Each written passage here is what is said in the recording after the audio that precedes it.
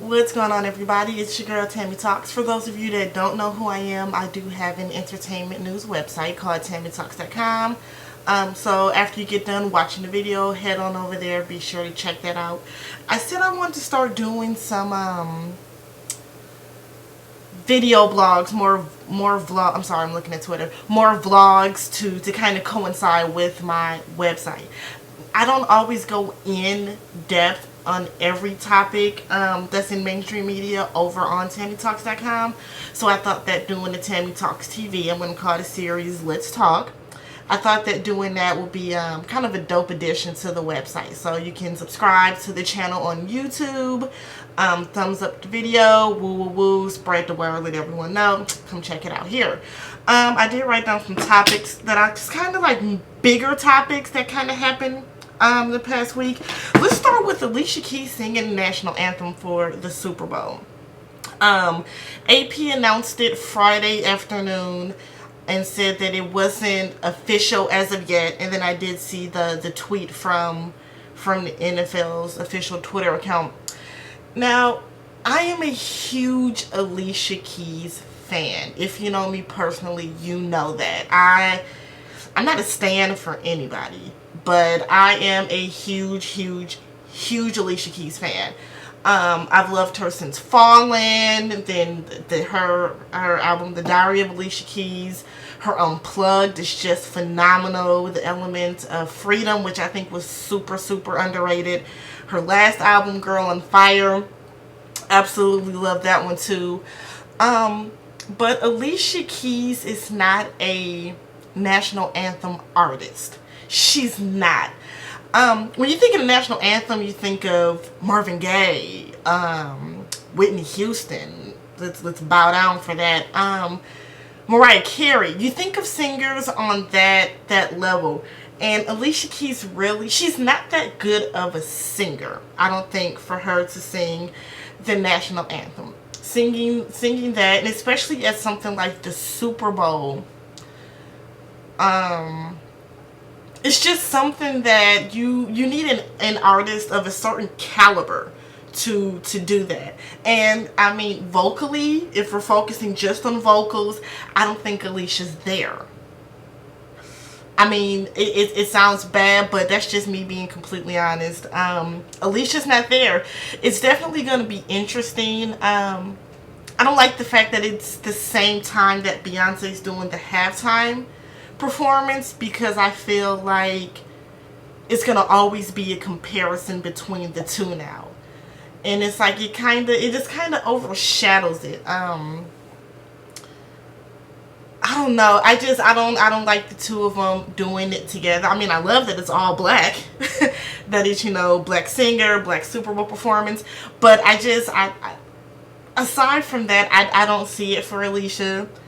But, I mean, to give her some, I don't want to tear her down in the video. I don't want her stans to attack me. But to give her some kind of props, I mean, if you do not have her Girl on Fire album, it is amazing. Aside from that terrible song, Girl on Fire, the album is full of jams. And I say jams like, I listened to it. Let me type it in right here so I can name just some songs off top.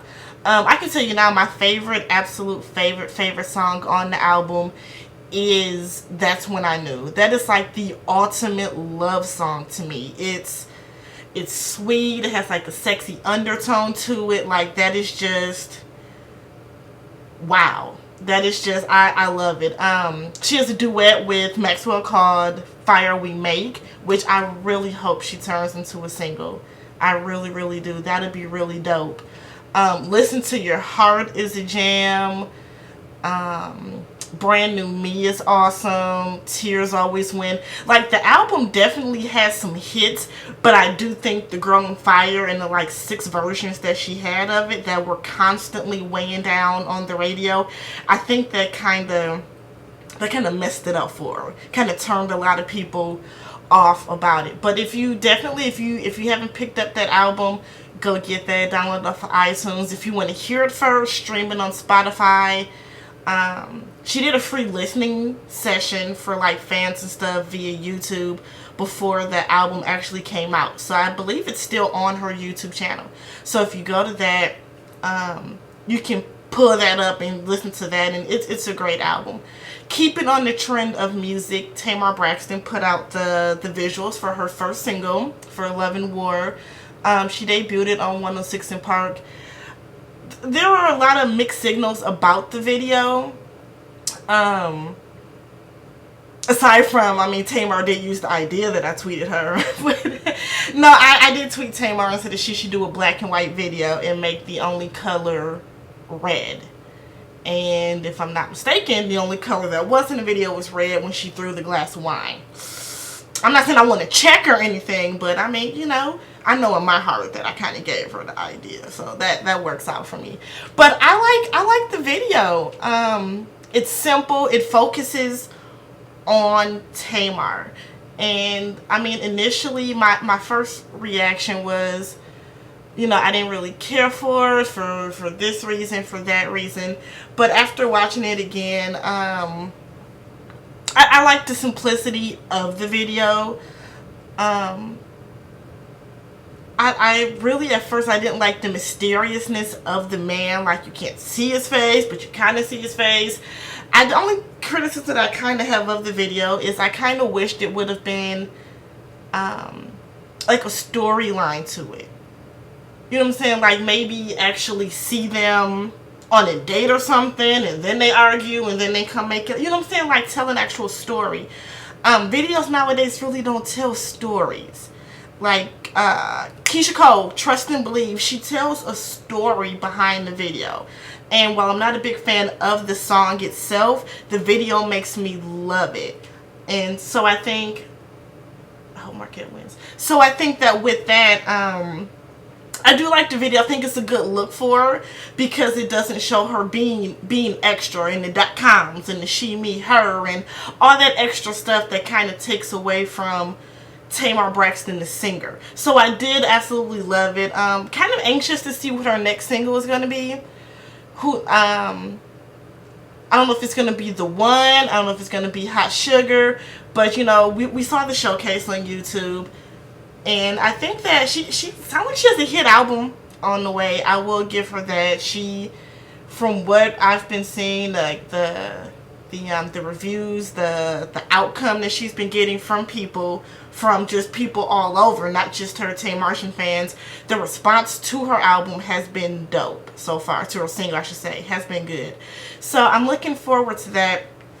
Heading over to sports. Now this whole, I know I'm going to say his name wrong, but Manti Teo. I don't even know what to believe about the story. I'm not a big college football fan. I mean, I'm from Wisconsin, so it's like Badgers or bust. But according to what I've read, the reports, Manti Teo, he plays for Notre Dame. He's a very good player, obviously. He's getting this much media attention. And I guess he was in the running for the Heisman. And he had a girlfriend that he met. I don't know if he met her online, but I think he had a girlfriend. Yeah, met her online. He turns out she had leukemia. So I don't know if she died as a result of the leukemia or what, but somehow she died. And a lot of people are saying that he kind of drummed up this story so that he could kind of get into the hearts and the heads and the minds, tap into that sympathy of the Heisman board or whoever picks the Heisman, and try to get, you know, crowd sympathy, you know, nationwide sympathy. And it seemed like it's kind of backfiring. Now, he did do an exclusive interview with ESPN.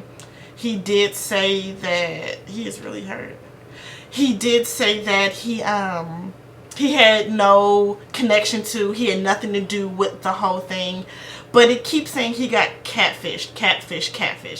Now, I don't watch the show Catfish. To my knowledge, it's a show that people are dating someone online. They've never met the person. When they finally do go get to meet the person, they're completely different than what they really are. So I guess I don't get the correlation between how this imaginary person that died is catfishing. So I mean, if someone could explain that to me, I would love to hear it. But to me, the story just sounds sketch.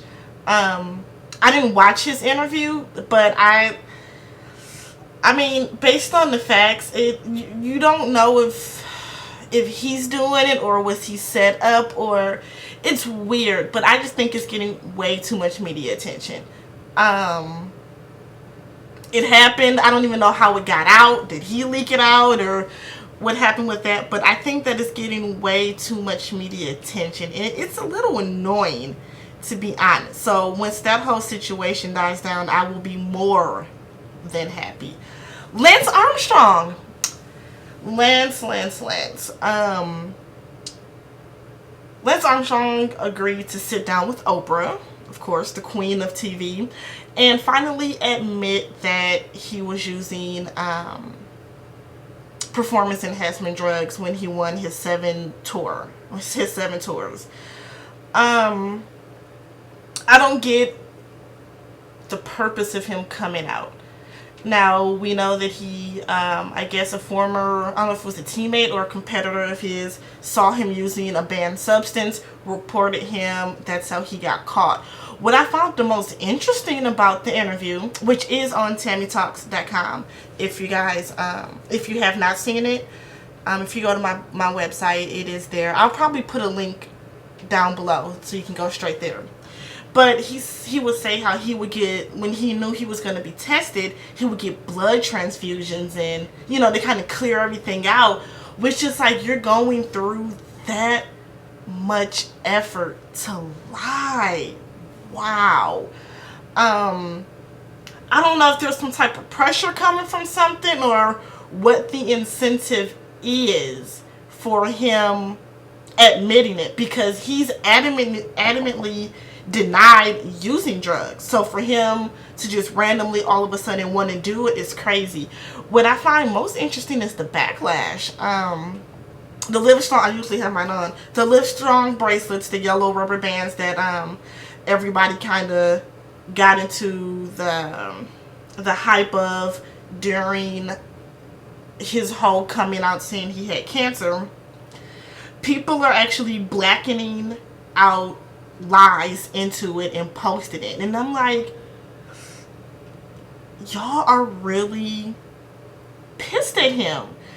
But I kind of feel like the outcome, the awareness that he brought to cancer research, the funds that he was able to raise and to campaign for, what he's done for cancer research, cancer awareness, to me it overshadows his lying.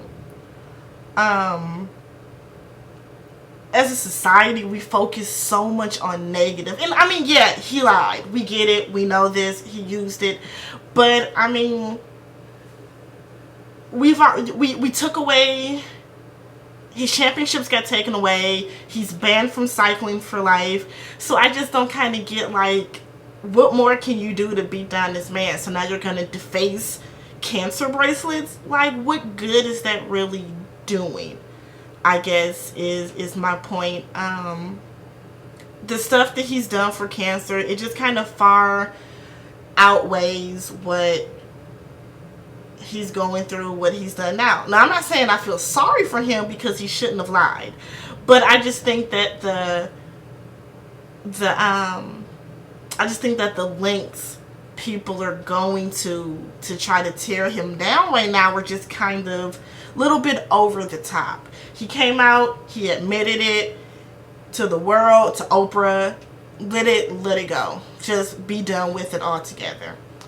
I think that's all the big stuff that I want to actually talk about. TV shows, TV reviews. I may do another one and talk about what actually happened on TV this week. Did think about that. But otherwise, let me know how you guys feel about Tamar's video, Alicia Keys singing national anthem at the Super Bowl, the Manti Teo situation, and or the Lance Armstrong. Leave those down below. Subscribe to the channel if you decide to keep watching, be sure to follow me on Twitter at TammyTalks, on Instagram at TammyTalks, and check out TammyTalks.com. Peace.